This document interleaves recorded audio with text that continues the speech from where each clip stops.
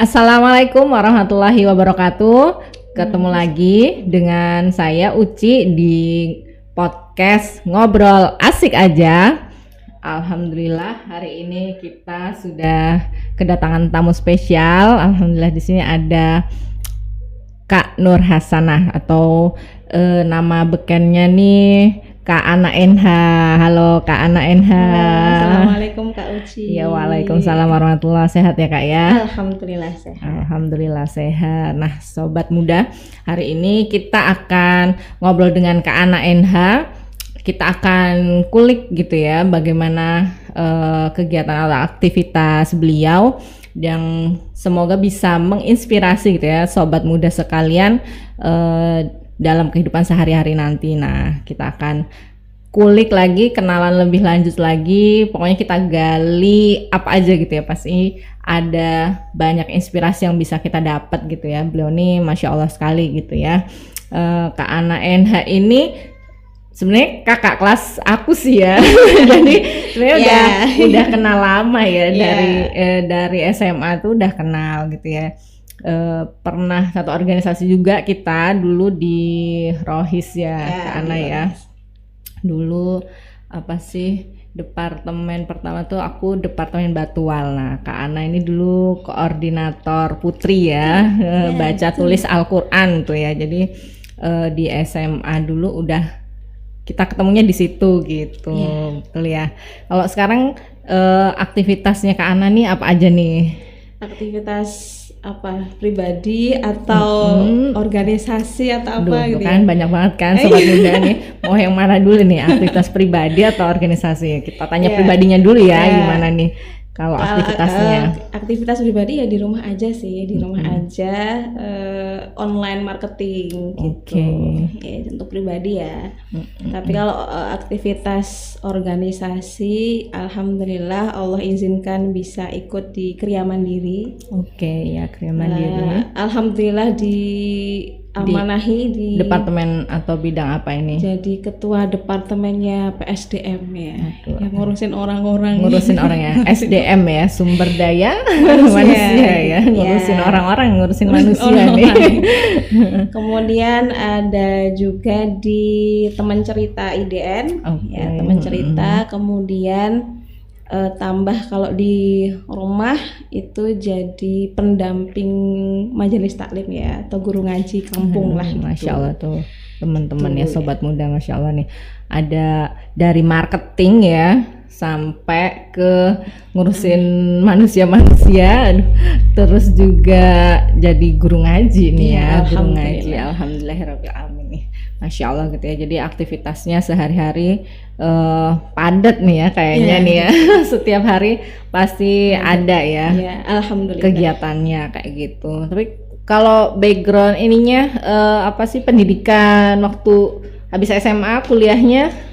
Kalau habis SMA saya ambilnya pendidikan fisika. Malah pendidikan ya. Sebenarnya guru ya. Emang ngurusin manusia ya. Betul. Memang kalau kata teman-teman passionnya itu memang ketemu orang-orang, ngajarin orang-orang kayak gitu ya. Dan memang sejak kecil pengennya jadi guru gitu.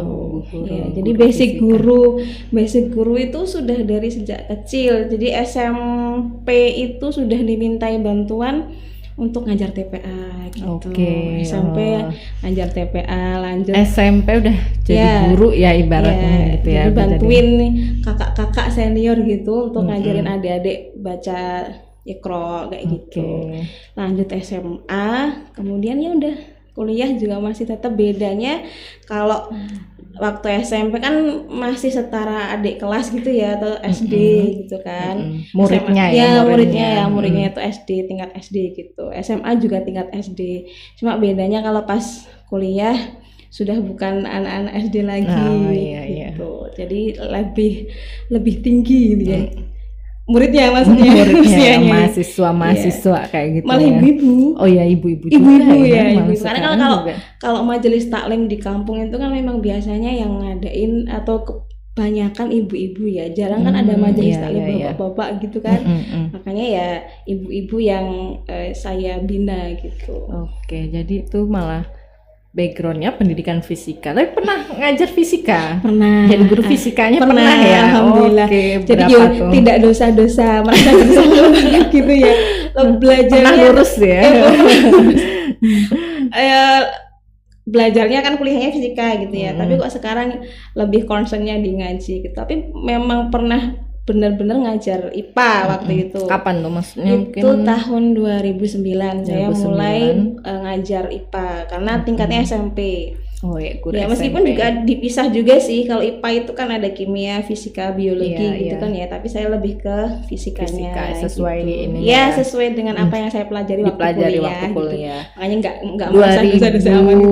2009 sampai Ya, berapa tuh? 2009 sampai 2017. Oh, berarti sekarang udah enggak ya? Ya, Memang udah sekarang enggak. udah enggak Ya enggak minimal jadi guru pernah. fisika, makanya pernah ya. Pernah 8 tahun ya. 7 bayar 8 8 tahun tahun. ya, luar biasa. Pernah bertitel guru IPA fisika gitu ya. Sekarang jadi udah nggak ngajar fisika lagi gitu Iya. ya. Nah, tapi berarti sekarang jadi gurunya tuh tadi ya, guru Ngaji. ngaji Iya. ya. Itu kan Sama-sama apa ya, gitu. ibaratnya beda ya, Iya, maksudnya betul, iya. pelajaran yang eksak, kemudian ibarat kayak pindah haluan Iya, gitu ya, pindah haluan ke guru ngaji itu ya beda kan ya, maksudnya gitu. Nah itu kapan atau awal mulanya tuh kalau awal mulanya berarti dari SMP tadi ya, Iya, udah mulai iya. ini. Terus setelah ngajar, setelah berhenti jadi guru fisika itu, terus memang udah mulai lebih concern lagi di guru ngaji atau gimana? Jadi sebenarnya tuh awalnya atau latar belakangnya belajar fisika atau ngaji itu karena sama-sama nggak ahli di bidangnya gitu loh. Saya masuk kuliah itu masuk fisika itu karena saya nggak bisa fisika. Gitu ya. Jadi bermula karena saya nggak terlalu pinter fisika. Oh Gitu. iya. Jadi di SMA itu kan waktu saya dulu ada penjurusan kan ya dari kelas 2 IPA, IPS ke ya. kelas 3-nya IPA IPS gitu kan.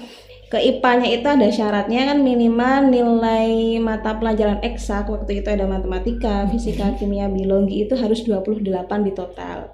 Artinya kan rata-rata satu mapel 7 kan 7 nilainya. ya. Lah nilai saya itu kurang. Yang kurang itu di fisika. Oh gitu. Iya, jadi awal mulanya di situ. Sampai gimana caranya saya harus bisa mengejar oke. nilai dari yang kurang ketinggalan itu atau kurang tadi ketinggalan ya. itu ke 7, ke yang paling batas minimal ya. Ya gara-gara itu, dan alhamdulillah Allah bantu bisa gitu. Dan masuk ke jurusan fisika sekalipun itu sebenarnya juga nggak niat-niat amat. Nggak Gitu niat-niat amat, hanya berbekal manut sama mentor saya dulu waktu itu. Oh. Iya, jadi ada yang merekomendasikan iya, berarti ada. gitu. Karena saya awalnya memang kalau dari SMA pengen masuk ke IPA itu kan karena memang pengen bisa ke IPA-nya. Iya, Tapi kalau iya. fokus ke fisikanya Ke itu fisikanya. enggak, kan saya lebih ke matematika sebenarnya waktu Oh, itu. Tapi karena guru saya, mentor saya itu mengarahkan, ya udah Mbak Ana ke fisika aja, ini peluangnya gede gitu. Ya mungkin berbekal taat sama mentor gitu ya. Allah kabulkan, alhamdulillah fisika. Dan ke Al-Quran sekalipun itu juga karena saya nggak terlalu bagus ngajinya. Berarti Gitu. Karena kesamaannya itu iya, ya, sama-sama sama-sama karena- sebenarnya kayak ibaratnya memang bukan ahlinya atau bukan sesuatu hal yang Iya. memang mahir di sana Iya, ya, betul. kayak gitu. tapi karena diawali karena tidak bisa Nggak atau bisa tadi. kurang banyak istilahnya kan begitu. Akhirnya saya pengen bisa gitu, dan termotivasi dari salah satu teman saya, mentoring saya waktu itu, kok dia ngajinya bagus banget ya gitu. Jadi ngaji bukan hanya iramanya, tapi kalau di istilahnya tahsin itu kan makhrajnya itu bagus bener gitu loh. Kok saya enggak ya, Enggak saya gitu pengen ya. kayak gitu. Nah bermula dari situ. Dan motivasinya dari luar ya, dari teman saya pengen bisa ngaji kayak dia gitu. Yang akhirnya ya pelan-pelan belajar gitu, mencari ada guru lah ya istilahnya ya. Tapi waktu itu saya lebih ke otodidak sih, lihat-lihat video gitu kan ya. Iya.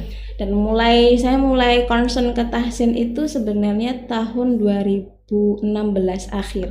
2016 ya, hampir berapa? 8 tahun Iya, kurang lebih ya berarti. 8 tahun. Itu concernnya pengen mulai Memperbaiki itu Iya, tadi ya. memperbaiki bacaan Al-Qur'an saya itu akhir tahun 2016 itu.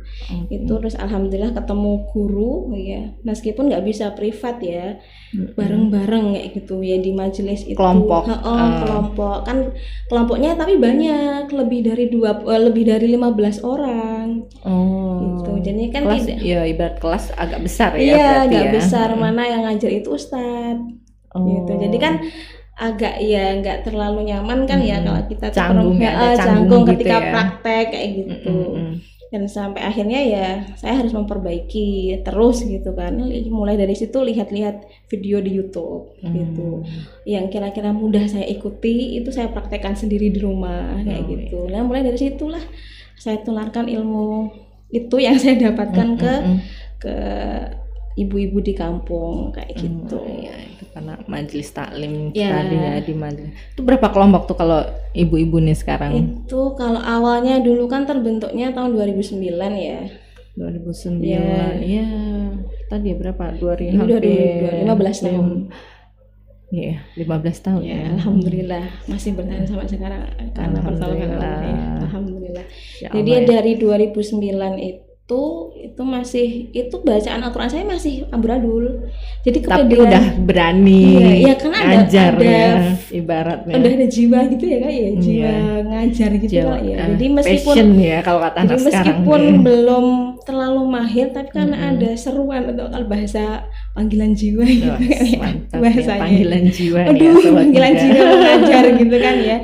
Ya udah tetap ngajar itu mulai dari ibu-ibu yang dari nol ya, belum bisa baca Quran sampai alhamdulillah sekarang sudah lancar kayak gitu. Dan sekarang ada 3 kelompok yang saya pegang. Ibu-ibu semua ya, itu ibu-ibu. Semua. Dan rutin setiap seminggu sekali atau Kalau 3 kelompok berarti 3 hari. No, 3. Karena tiap kelompok kan beda Beda harinya. ya, berarti Iya, seminggu bisa 3 kali itu Iya, ya, minimal 3 kali. itu ya, 3 Iya, kali. 3 kali. Dan kalau ibu-ibu kan waktunya sesuai dengan waktu mereka ya. Rata-rata yang saya pegang itu ibu-ibu yang pekerja pabrik kayak gitu, karyawan. Berarti kayak gitu. ngajinya sore atau Habis malam? maghrib. Oh, malam ya. Iya, habis berarti. malam gitu. Habis maghrib. Ya, luar biasa ya, berarti sudah bekerja yang murid-muridnya nih ya, maksudnya mereka juga sempat atau menyempatkan diri ya, sobat muda itu ibu-ibu loh ya, jadi menyempatkan diri untuk tetap belajar tadi ya, belajar Al-Quran gitu ya, ke Kak Ana nih ya, jadi Alhamdulillah. Luar biasa gitu. Terus kalau selain itu ada lagi nggak sih Kak kegiatan lain yang ngajar? Oh iya, tapi masih berhubungan dengan Quran ya. Alhamdulillah ini tahun kedua saya diamanahi menjadi pendamping tahsin ekstrakurikuler di SMA Negeri 4 Surakarta. Oh gitu. Balik ke sekolah nih berarti balik ke sekolah ya. Jadi sekarang sudah tidak hanya ibu-ibu lagi, tapi ada anak-anak SMA tambahan ya, jadi anak-anak muridnya SMA. lebih banyak ya, tambah banyak. Ibu-ibu oke, anak-anak remaja juga bisa gitu ya. Nah, itu masuknya ekstrakurikuler ya. Masuknya ekstrakurikuler dan itu juga memang baru tahun kedua ini. Dulu kan nggak ada. Iya, kalau kan kita dulu ya di hanya di Batual itu aja kan, tapi kan tidak masuk ke ekstrakurikuler. Iya, bukan ekstra sih. Iya, tapi sekarang itu sudah dimasukkan ke ekstrakurikuler sendiri. Jadi memang disediakan waktu khusus untuk belajar tahsin. Itu juga seminggu sekali atau? Iya, seminggu sekali. Kalau memang dari sekolah dikasih space waktu sepekan sekali saja. Sepekan sekali. Ya. Adik-adik. Kalau ini berapa jumlah muridnya nih? Kalau yang SMA ya, SMA itu terakhir kemarin ada 15 ya yang aktif ya, 15. maksudnya yang rutin. Kadang-kadang kan juga namanya anak-anak SMA ya, kadang pas pekan ini datang, pekan besok enggak gitu. Tapi kalau yang aktif rutin itu ya antara 13 sampai 15 orang. Lumayan ya. Gitu. Jadi belajar ngaji gitu ya. Jadi memang belajar ngaji ini ya, kalau TPA juga masih ada sih sekarang ya. Anak-anak TPA juga masih ada. Cuman kalau anak SMA gitu ya, untuk ikut TPA kalau kan ya sudah nggak malu ada ya, kan ya. gengsi ya Sobat Muda ya. TPA anak SMA kan sudah nggak ada karena kalau anak SD. Udah SD kelas 6 aja pun kalau udah ini juga kayak malu atau gimana ya. Makanya pas saya pikir hanya sedikit kan yang ikut, karena kan ekstranya asing gitu loh, kan tahsin ya, beda dengan ekstra-ekstra yang kayak misalkan bahasa Inggris kayak gitu atau pencaksilat atau yang lebih populer di gitu kalangan anak-anak sekolah yang remaja atau sekolah. SMA gitu kan. Tapi kemarin pas tahsin kok ternyata alhamdulillah ada peminatnya dan antusias gitu. Jadi itu bikin semangat untuk belajar lagi gitu. Oke. Ini juga Kak Ananya sendiri juga ya ibaratnya tetap ini ya tadi ya belajar. Iya, ini memperdalam. kalau biasanya kan hanya lihat sebelum-sebelumnya itu kan hanya lihat video gitu kan ya, dan mempraktekkan sendiri di rumah. Jadi kurang tahu apakah yang saya praktekkan ini sudah benar atau belum. Tidak ada yang mengkoreksi. Ya, benar, tidak ada yang mengkoreksi karena gitu. Belajar sendiri ya. Makanya alhamdulillah sekarang ikut belajar tahsin secara offline dengan ustadzah kan gitu. Jadi lebih tahu ternyata yang ada gurunya. Kalau yang awal-awal kan ustadz ya nggak enak kalau mau mempraktekkan gerakan bibir kita gitu kan, dan kalau melihat ustadz terus atau dilihat ustadznya kan nggak nyaman gitu ya. Dan alhamdulillah ini ketemu sama ustadzah gitu, jadi tetap belajar gitu. Jadi udah jadi guru pun tetap belajar nih ya. Jadi nggak hanya pas waktu jadi murid gitu, tapi saat mengajar pun juga tetap harus belajar karena akan mengajarkan betul. Ya, karena akan mengajarkan. Kalau guru itu akan tahu kesalahannya kalau dicek sama yang lebih pinter. Ya kan, kalau belum ketemu sama yang lebih pinter, kita akan merasa sudah pinter. Emang udah bener nih, aku udah bener. Makanya setiap saya sampaikan ke adik-adik gitu ya, yang belajar tahsin itu, bekal belajar tahsin itu jangan merasa bacaan Al-Quran kita sudah benar. Karena kalau kita merasa bacaan Qurannya sudah benar, nanti nggak mau belajar karena sudah merasa benar. Ya juga sih. Dan ini juga ya sebenarnya kalau tahsin itu maksudnya kalau kita kan kalau dulu belajar ya baca begitu ya, sebenarnya bunyinya seperti gitu ya. Ada kalau aku juga masih H kecil H besar kalau dulu gitu ya. Malah dulu nggak tahu. Ya kan nggak tahu kalau istilahnya kayak gitu, nggak tahu. Kalau ngaji pun kita lihatnya ini H kecil gitu, ini H besar gitu. Cuma bedanya bacanya apa ya, sama-sama H gitu ya, sama-sama H. Apalagi kan kalau huruf Arab dilatinkan kan susah ya. Misalkan antara huruf H dengan H gitu kan sama-sama kalau dilatinkan H dan ya huruf H tapi ternyata kan ketika diperlihatkan huruf Arabnya kan beda kayak gitu. Ya. Terus juga memang ini ya kalau angka buta huruf bukan buta huruf Latin ya, angka buta huruf Al-Quran di Indonesia pun kayaknya juga masih tinggi juga ya. Saya pernah baca itu terakhir tahun 2009 kalau nggak salah. Ya mungkin nanti dari Kak Uci ada ketemu data yang baru gitu. Kalau 2009 itu dari 230 juta penduduk Indonesia ya. Yang muslim khususnya yang buta baca tulis Al-Quran itu sekitar 60% lebih. Ya sekitar itu sih. Artinya kan hampir separuh lebih kan banyak gitu loh. Cuman itu buta hurufnya memang buta huruf yang benar-benar gak bisa mengenali huruf tersebut, atau itu ya kita ngomong H kecil H besar aja kan sebenarnya masih salah ya. Berarti kan itu kita untuk detailnya kan kurang tahu ya, tapi sepengalaman saya pas awal-awal membuka majelis itu Quran itu memang beliau nggak ngerti bacaan. Jadi sholat rajin gitu ya, tapi nggak ngerti huruf yang dibaca saat sholat gitu loh. Misalkan Allahu Akbar itu hurufnya apa aja kan, itu nggak ngerti. Baru setelah belajar, oh hurufnya iki, hurufnya ini tuh ternyata itu. Jadi bisa jadi memang itu di Solo ya. Oke, Di Solo ya. Nggak tahu kalau di daerah lain. Bisa jadi memang buta huruf Al-Qur'annya benar-benar nggak tahu sama sekali, atau ya tadi hanya karena belajarnya asal abata saja kayak gitu ya, belum tahu ternyata sifat hurufnya seperti ini, tempat keluarnya di sini kayak gitu. Iya. Karena tadi mengeluarkan ya yang paling mirip ya mungkin itu H dengan H atau A dengan A gitu ya, A dengan Hamzah dengan Ain ya, Hamzah betul. dengan Ain. Terus apa lagi sih yang mirip-mirip? Banyak sih. Ja dengan kan 3 ja, za ya, nah, gitu. Dulu ya semua mungkin kita bilangnya ja aja ya, sama ya. Untuk mengucapkan huruf ja saja kalau tempatnya tidak pas ya, tidak sesuai gitu. Iya, betul, asal memang. Ja kayak gitu kan ya, ternyata tempatnya di mana yang benar gitu. Setelah belajar ya jadi tahu, dan ketika setelah belajar tahu, saya praktekkan gitu kan, dicek sama guru ustadzah, baru saya sampaikan ulang kepada murid-murid saya gitu, baik yang ibu-ibu maupun yang di SMA anak-anak sekolah ini ya gitu ya. Jadi banting setirnya ibaratnya ya 180 derajat juga ya, dari fisika, karena eksak ya, ngitung rumus gitu ya, fisika gitu loh, maksudnya itu pelajaran gitu ya, yang rumus segala macam gitu ya, yang perhitungannya harus panjang, gravitasi gitu ya, dan kayak gitu diketahui, ditanya betul.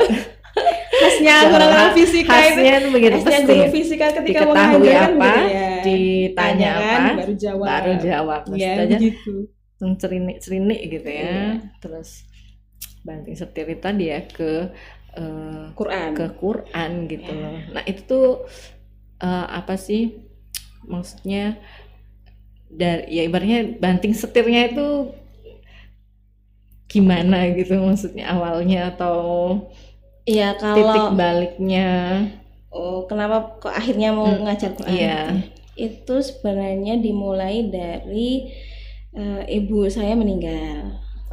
Tuh tahun 2009 gitu kan. Jadi memang majelis taklim itu saya buka memang tidak lama setelah ibu saya meninggal. Gitu. Jadi istilahnya saya pengen, kalau sudah meninggal nggak bisa berbakti secara fisik kan ya. Gitu. Makanya ya sudah, bakti saya kepada ibu saya itu dengan mengajarkan Quran. Masya Allah. Gitu. Karena kan sudah tidak bisa ketemu, hanya bisa mengirimkan amal-amal yang semoga itu nanti Allah ridhoi gitu ya. Nanti bisa menjadi penerang kubur ibu saya gitu. Sebenarnya itu titik baliknya sih. Titik baliknya dari situ ya. Ya, dan alhamdulillahnya juga sejak kecil itu setiap ibu saya mengaji itu saya selalu diajak. Jadi nggak tahu kayak udah ada sudah ada. Jadi ibu dulu semasa hidupnya juga ini ya ikut majelis taklim itu. Ikut majelis taklim itu. Dan saya selalu diajak. Selalu diajak dan ikut. Tapi kalau ibu guru ngaji atau murid? Berarti murid ya, murid ya. Ibu murid gitu. Cuma aktif aja ikut majelis taklim itu. Ya gara-gara itu ya, awalnya memang di situ pengen menjadi jalan berbakti gitu.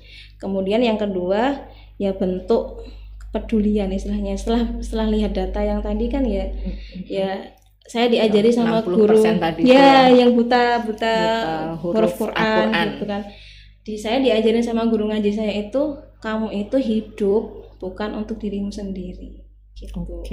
Nah, artinya kan saya harus melakukan sesuatu untuk orang lain gitu. Sesuatu yang bermanfaat. Ya tentunya yang bermanfaat, dan karena saya ada sedikit kemampuan untuk ngajar ngaji gitu ya, sudah saya ambilnya di situ saja gitu. Ya semoga yang sedikit itu bisa menjadi manfaat untuk orang lain itu. Jadi bermulanya dari situ aja, ingin berbakti kepada ibu dan orang tua kan sesungguhnya, karena kan apa yang kita baca di ayat-ayat Quran yang kita baca insya Allah juga pahalanya ngalir ke orang tua kita, kebaikannya ngalir ke orang tua kita. Dan apa kalau itu diajarkan ke orang banyak, ya insya Allah saat mereka sungguh-sungguh belajar ya, atau mempraktekkan dan praktekkan, terus kemudian apa yang sudah mereka dapatkan, mereka ngaji sendiri di rumah dengan sungguh-sungguh ya, semoga itu mengalir ke orang tua kayak gitu ya. Masya Allah ya sobat muda, jadi ternyata salah satu alasan atau penguatnya di situ ya. Jadi kalau lagi pengen menyerah, enggak, nanti saya ngirim penerang ke kubur ibu saya apa ya gitu. Jadi amal jariah gitu ya buat orang tuanya, begitu. Insya Allah. Salah satunya begitu, Masya Allah ya. Terus kalau yang lain mungkin atau alasan selain yang dua tadi? Ya karena suka ngajar tadi ya. Suka ngajar itu. Jangan sampai yang katanya passion itu ya, itu sirna hilang sirna. Karena kan udah nggak ngajar fisika kan ya, nggak ngajar fisika, jangan sampai potensi bisa mengajarnya itu hilang kayak gitu ya. Udah disalurkan ke ngajar ngaji aja kan, karena kan secara prinsip sama, namanya guru mengajar itu kan sama ya, secara prinsipnya ya. Hanya yang diajar, materi ajarannya itu apa kan bedanya di situ aja sih sebenarnya. Ngajar ngaji pun itu butuh metode yang macam-macam kayak gitu, maksudnya biar gampang diingat. Ibu-ibu apalagi ya anak-anak atau remaja gitu ya. Otomatis beda ya berarti. Beda. Cara ininya ya. Iya, jadi mengelola. Kalau pelajar itu kan mungkin memorinya lebih bagus gitu ya, karena masih muda gitu ya. Tapi kalau ibu-ibu kan udah mikirin ya, besok diajar masa apa, ya, gitu. mau belanja apa, uang bulanan, urusan rumah kan, kalau ibu-ibu gitu kan. Tapi jadi sebenarnya mereka itu jadi penyemangat saya juga Kak Uci. Gitu. Saya membayangkan mereka itu sudah kerja, membantu ke ekonomi rumah tangga mereka masing-masing. Tapi mereka masih mau menyempatkan di tengah capeknya mereka. Ada itu yang karyawan pabrik gitu ya, pulangnya itu maghrib, padahal habis maghrib harus ngaji, tapi tetap datang gitu. Dan kalau bilang aku juga baru sampai rumah Mbak, terus langsung mandi terus kesini. Mandi sholat terus kesini. Artinya kalau mereka aja yang secara usia jauh di atas saya gitu sangat bersemangat, masa saya nggak bersemangat gitu. Jadi saya belajar lagi pun itu penyemangatnya adalah mereka gitu. Karena kan saya sampaikan ke mereka lagi kan. Betul. Jadi saya malu sih, malu ya kalau ibu sampai kemarin tuh beberapa waktu yang lalu tuh ada ibu-ibu yang ngirimi saya, Mbak saya sudah selesai 30 juz. Itu saya langsung terharu. Ngajinya ya. Maksudnya bukan hafalan. Ngaji sendiri ya. Karena memang saya sampaikan kepada ibu-ibu kalau sudah lancar ngajinya, usahakan tetap mengaji sendiri di rumah untuk latihan. Ya gimana pun nanti membacanya, ya entah itu kurang lancar atau masih salah-salah nggak apa-apa gitu. Yang penting di rumah tetap ngaji gitu. Dan kemarin itu ada yang kirim ke saya foto video itu, Mbak saya sudah selesai 30 juz. Bisa dicatat itu, saya ya Allah Masya Allah, yang kayak gitu loh menjadi penyemangat kita untuk belajar lagi, memperbaiki bacaan Quran kita dan mengajar lagi. Masya Allah ya, keren banget ya, menginspirasi banget ya sobat muda nih ya. Jadi dari ini aja tadi udah banyak inspirasi yang wow gitu ya, dari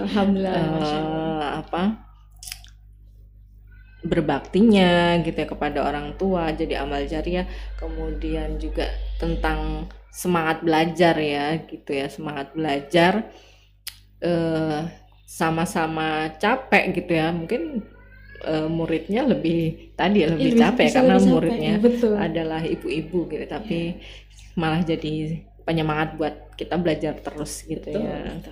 Terus kalau pendukung penguat yang lain Mbak Ana Kak Ana yang ya bisa jadi penguat untuk terus belajar atau mengajar,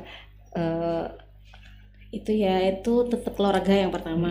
Karena alhamdulillah keluarga saya tuh nggak sing membatasi itu ya, bukan keluarga yang membatasi. oh kalau sudah di rumah ya sudah gitu, nggak boleh beraktivitas, enggak, alhamdulillahnya enggak gitu. Keluarga jelas. Kemudian yang lainnya itu adalah teman-teman satu mentoring saya gitu. Mentoring ya. Jadi memang ada runtutan kenapa Allah memperjalankan saya, bahasanya gimana ya? Memperjalankan. Aduh, memperjalankan. Ya karena kita memang menjalani takdirnya Allah gitu ya. Saya juga nggak nyangka. Saya dulu ngajarnya fisika, kenapa tiba-tiba jadi ini kan ya mungkin kalau cari ditelusuri bisa, tapi kan sebenarnya ini kan Allah yang memperjalankan kan begitu. Itu teman-teman mentoring saya sih gitu. Masih menguatkan dan menjadi penyemangat juga. Dan apa mungkin mentoring ini apa nih Kak? Mungkin bisa dijelaskan sedikit gitu ya. Jadi saya kenal mentoring itu waktu SMA. SMA, kalau di SMA itu ada program Rohis gitu ya, namanya mentoring. Dari situ sebenarnya Kak Oci. Jadi saya sampai di titik ini itu sebenarnya bermulanya gara-gara mentoring. Gara-gara mentoring gitu. Masya Allah. Terima kasih kakak-kakak mentor saya. Masya Allah. Semoga sehat selalu. Amin. Jadi gara-gara mentoring, ketemu di mentoring saat SMA itulah menjadi sebenarnya kayak bukan batu loncatan ya, apa ya istilahnya, menjadi awal ya, menjadi awal saya sampai sekarang seperti ini. Karena di mentoring itu saya ketemu teman-teman dan mbak-mbak mentor ya, mbak-mbak mentor dari alumni sekolah yang mau meluangkan waktunya untuk ngajarin kita gitu. Dan rata-rata mereka itu memang nyaman untuk kita dekati gitu ya, dan kita ajak ngobrol, itu nyaman gitu. Yang mereka itu menyampaikan ilmu-ilmu yang tidak diajari di sekolah-sekolah. Kan kalau di sekolah kan pelajaran agamanya dulu kan hanya 3 kan ya, sepekan 3 jam. 3 jam, 2 jam sama 1 jam. Itu dibagi 2. Berapa puluh tahun yang lalu ya. Kelihatan banget nih. Ya, jadi kan ketika ada kakak-kakak mentor yang datang itu kan kayak kita seneng gitu. Dan materi-materi yang disampaikan, materi-materi keislamannya memang beda dengan materi-materi sekolah. Gitu. Dan juga dulu belum ini ya, belum marak apa sih googling gitu ya, Google. Ya gitu. Ya. Kalau sekarang kan tinggal mau pengen cari materi apa tinggal. Tapi kalau bagi saya tetap enggak. Tetap beda rasanya. Kalau dulu kan juga memang satu jarang juga ya, karena jarang belum internet belum masif banget juga. Terus ada tadi ya kakak-kakak yang menyampaikan dengan mungkin bahasa yang lebih bisa kita terima mungkin gitu ya. Dan kakak-kakak mentor itu menjadi penyemangat kita atau motivasi kita untuk mengembangkan potensi kita. Gitu. Jadi kamu itu bagusnya di sini deh, ya gitu. Ada yang mengarahkan tadi ya. Kelihatan ya. Karena tadi ya mungkin ada bakat ngajarnya. Tadi diarahkan ke fisika tadi ya. Bisa jadi kan kita nggak ngerti ya, tapi kalau kakak mentor itu bisa melihat potensi kita yang tidak bisa kita lihat gitu. Yang kakak mentor itu bisa mengarahkan gitu, yang itu tidak bisa dilakukan oleh guru gitu ya, oleh guru di sekolah.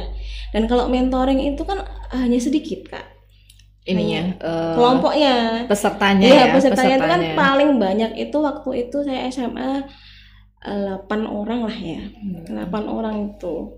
Jadi kan lebih enak dan deket kan. Jadi lebih kakaknya juga lebih kenal dengan karena kan nggak banyak gitu. Adik-adiknya itu tadi. Sampai sekarang bahkan waktu habis ditinggal ibu gitu kan. Kan yang menguatkan itu ya malah teman-teman mentoring gitu. Tahun 2009 ibu saya meninggal, teman-teman mentoring kuliah gitu kan ya. Jadi saya mentoring itu dari SMA, alhamdulillah. Kuliah masih alhamdulillah sampai sekarang juga masih. Insyaallah gitu. Karena bagi saya punya circle atau komunitas kebaikan itu barang mahal. Gitu kan ya.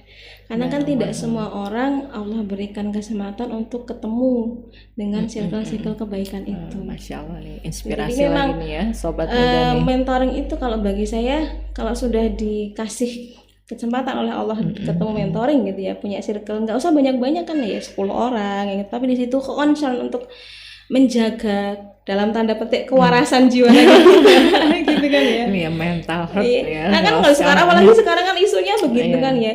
Jadi punya circle yang baik itu bisa menguatkan itu. Apalagi waktu ditinggal ibu kan titiknya benar-benar titik rendah kan ya, ditinggal ibu yang dulunya itu kalau misalkan kuliah tinggal berangkat, aja ya. sudah kalau mau makan tinggal ambil kan gitu. Kemudian setelah ibu meninggal harus apa-apa sendiri kan, begitu kan otomatis kan berubah kan ya. Itu kan butuh penguat secara psikologis gitu ya.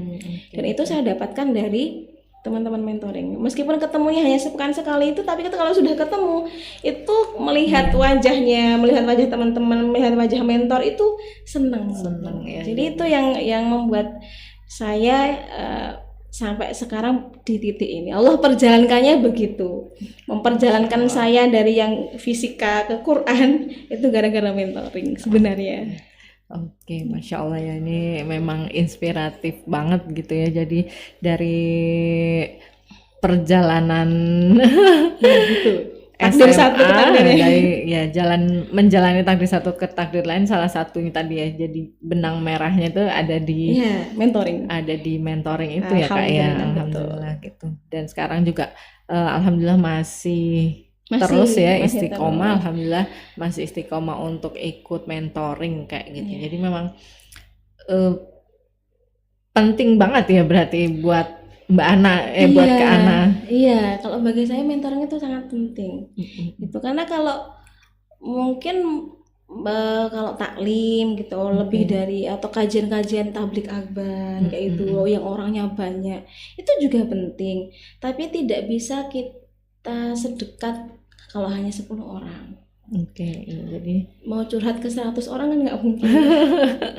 Kalau meskipun sekarang itu ada ya yang modelnya Ustadz sharing session itu bisa tapi kan forum beda besar, forum besar. Tapi kan Ustadz dengan akhwat kan beda ya. Tapi kalau mentoring kan sama gitu ya, bisa merasakan gitu loh. Kalau sesama perempuan kan bisa merasakan, Mbak saya mau curhat misalkan gitu, apa-apa dikasih masukan, kasih arahan gitu.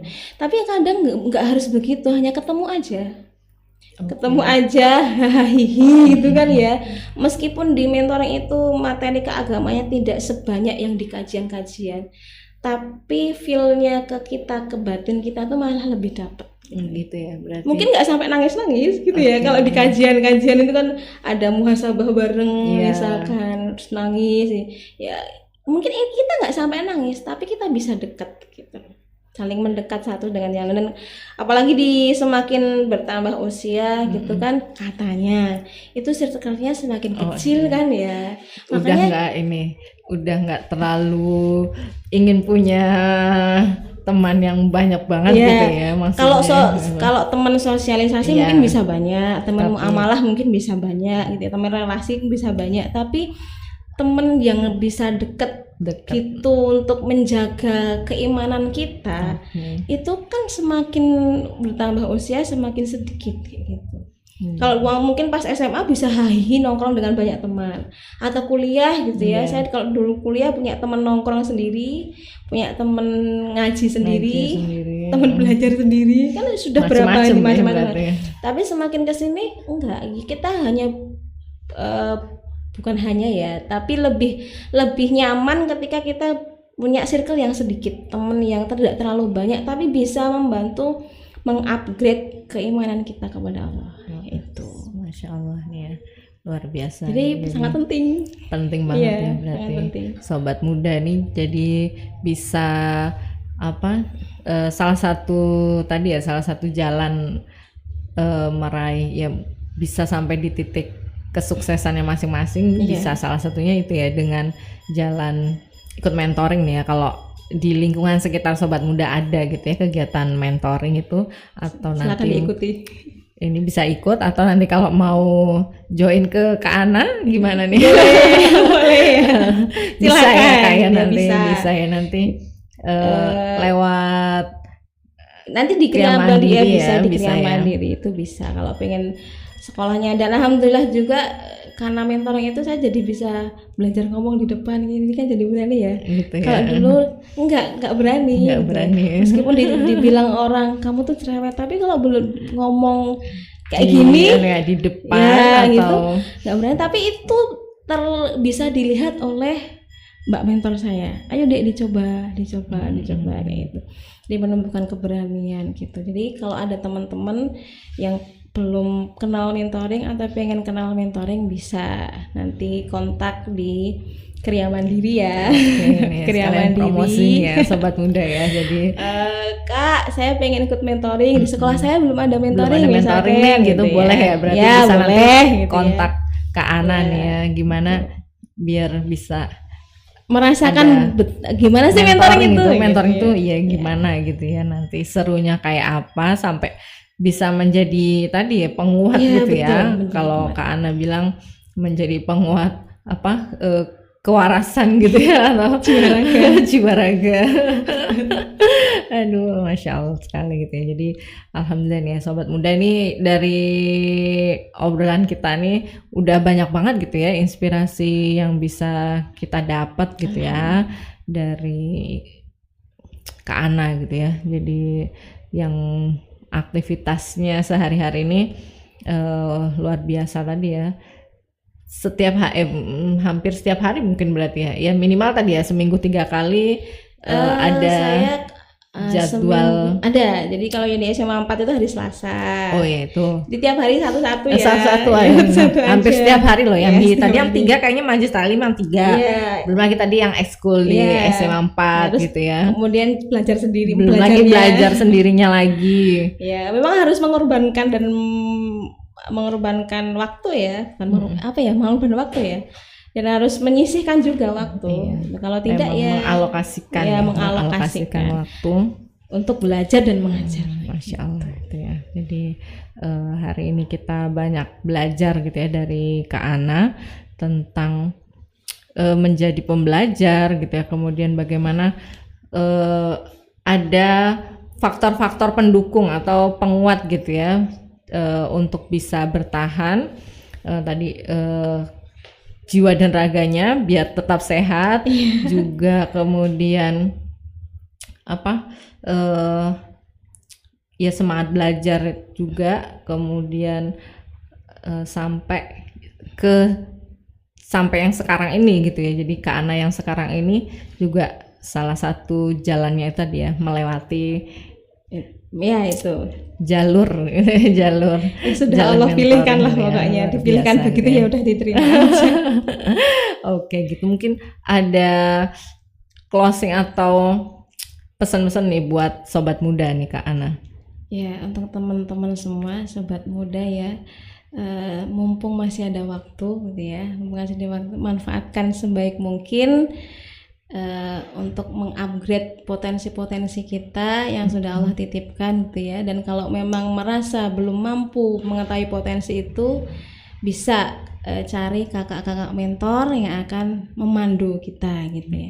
Jadi sampai nanti teman-teman belum menemukan atau bisa menemukan kelompok itu, circle itu, maka sungguh-sungguhlah di dalamnya gitu ya.